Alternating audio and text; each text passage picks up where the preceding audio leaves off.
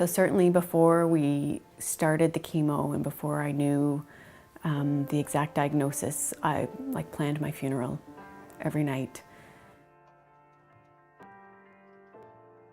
I'm Leaf Worsley, a high school teacher in Bancroft and mum to 3 boys.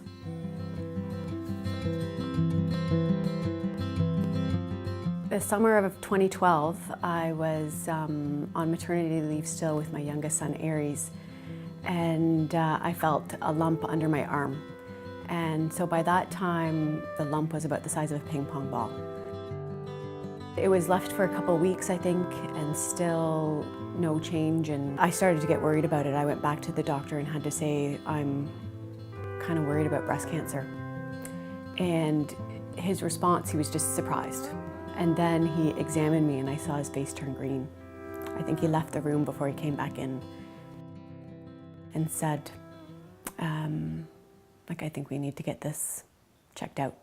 I've never felt breast tissue that felt like that before. The doctor set me up at the Peterborough Regional Health Centre. I went in there for an ultrasound first, and without it being booked even that day, they also did numerous mammograms and a biopsy as well. You saw it in my face, the way I was beaten up. I could feel it in the rest of my body, but you could also feel the difference that just one treatment made in the size of my tumor. And by the time I was done, all 8, when they did the surgery, they said it was down to just individual cells.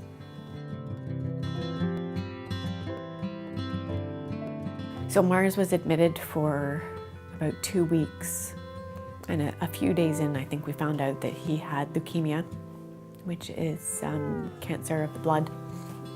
I guess we just couldn't believe what would be the odds, both of us in treatment at the same time.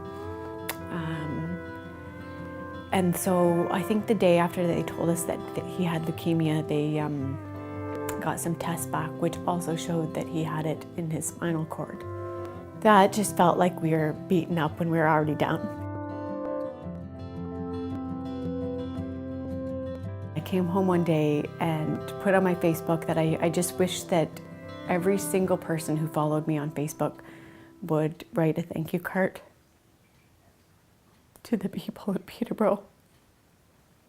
You know, I know I took it for granted at first, and it wasn't until I was somewhere else that I realized how great the care was and how lucky we were to have everything in the one facility.